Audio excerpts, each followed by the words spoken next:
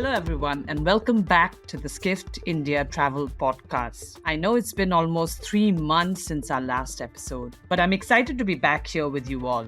I know we've been on a bit of a hiatus, but I promised it was for a good reason. During this break, we were deeply involved in preparing for the first ever Skift India Summit that took place at the Leela Palace Hotels in Delhi and Gurugram last month. The summit featured discussions around the big picture themes shaping travel and tourism in India. I'd like to take this opportunity to thank everyone who attended the summit. Your engagement made the event a resounding success, if I may say so. Social media was buzzing with messages to the Skift team, and it was inspiring to see such enthusiasm and interest from all of you.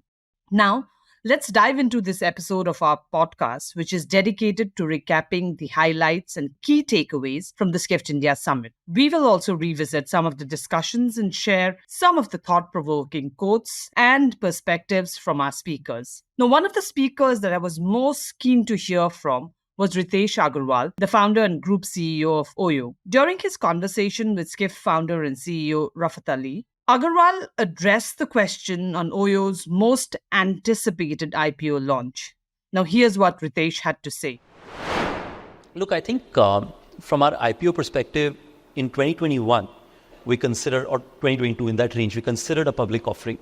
At that point of time, we required access to capital because we were just coming out of COVID, capital was needed. Good news is now the company is profitable, cash flow generating, so capital is and you're profitable the last 2 quarters last year. I think that's what it was, really? We've been profitable a couple of quarters behind. Yeah. So I think what that has done is now there is no tearing need of capital. But what I've learned Except for that Bloomberg story, they're trying to raise $400 million from the Malaysian sovereign fund. I think, I'd just focus on...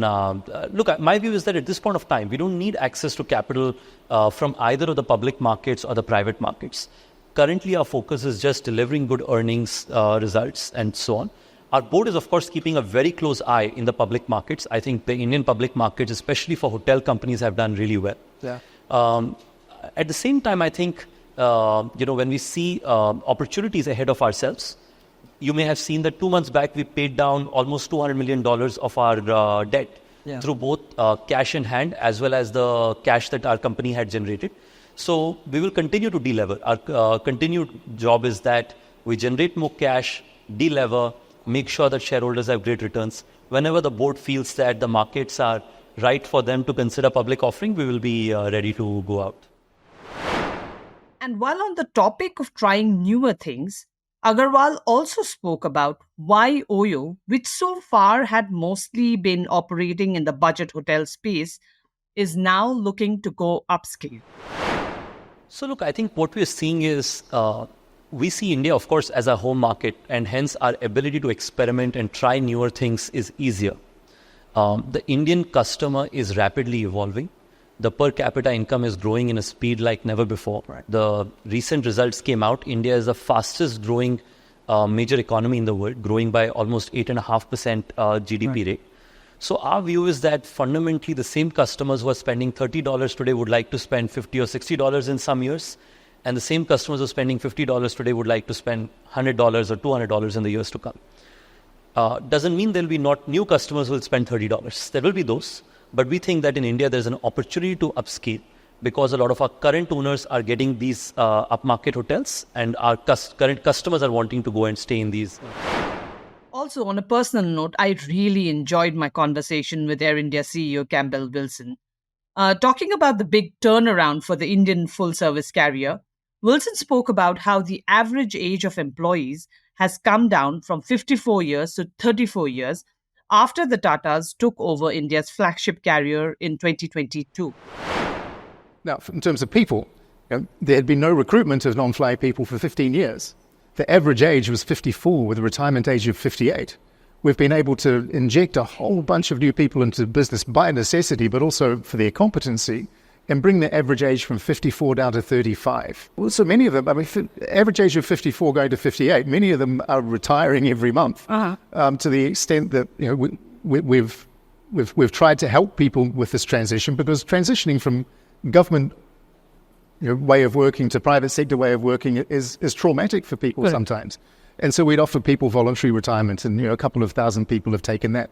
So it's been a transition that has been very smooth, very consensual, but also hugely transformative in terms of culture and capabilities. And so the IT people, I mean, there are many other examples, but in so many dimensions, we are as much a startup as we are a transformation.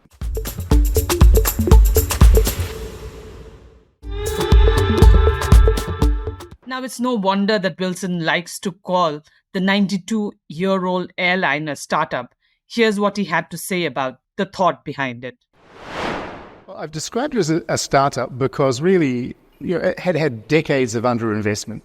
I think I'd spoken previously that the email system in the company was so dysfunctional that people used Gmail. We were the last airline in the world on a particular passenger service reservation system, the owner of which shut down and kicked us off. We were the last company in the world on a particular SAP enterprise resource management platform. So from an IT perspective, it just had to be completely rebuilt from scratch. We also had on stage CEOs of two of the biggest OTAs in India, MakeMyTrip and Yatra, which are both publicly listed in NASDAQ. Yatra has also had an Indian IPO launch last year. They shared the stage with Skift executive editor and founding editor Dennis Shawl and spoke about why India's travel market needs to prioritize online penetration. Luckily, we are in a country where the market is growing and growing phenomenally. And if, the overall market is growing, but if you come to the digital market, digital market is growing even at a faster rate, right? Look at the internet penetration today. Was it like 49% or something like that? Yeah, 50% internet penetration, but the e-commerce penetration is only about 20%, right? So, just between the internet penetration and e-commerce penetration, there's a huge amount of headroom. Is about 90 million households that are getting added in the next 5 years are going to be headed by millennials.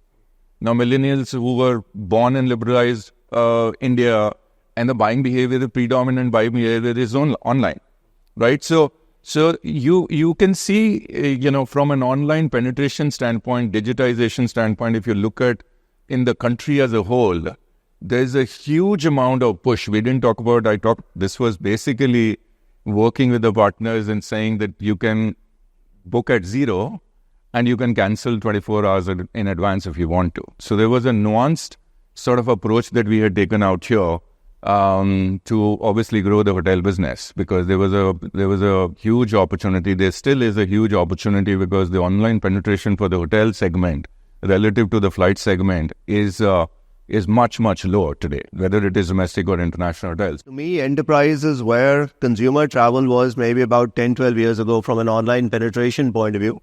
It's just about getting onto the S-curve for online penetration.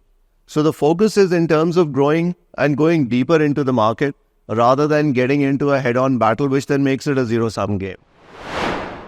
Another really interesting conversation was the one senior hospitality editor Sean O'Neill had with the CEO and managing director of the Oberoi Group, Vikram Oberoi.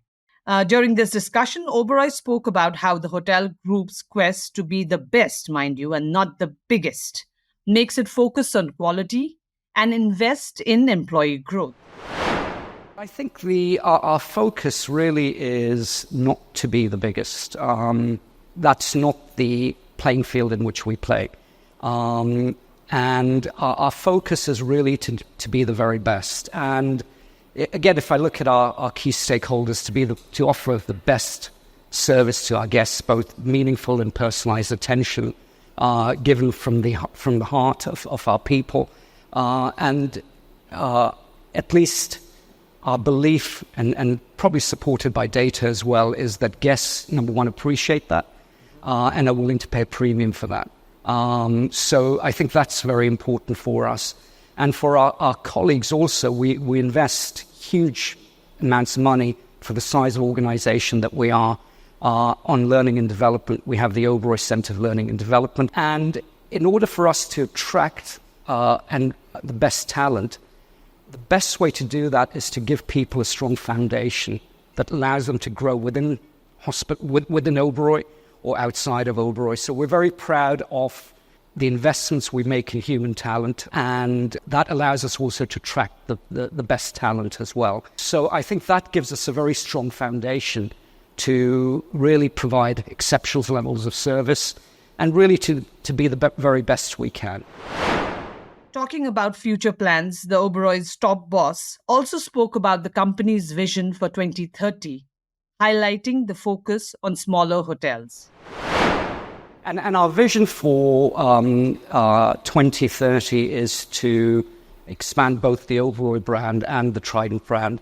We'd like to open 50 hotels, 50 new hotels by 2030.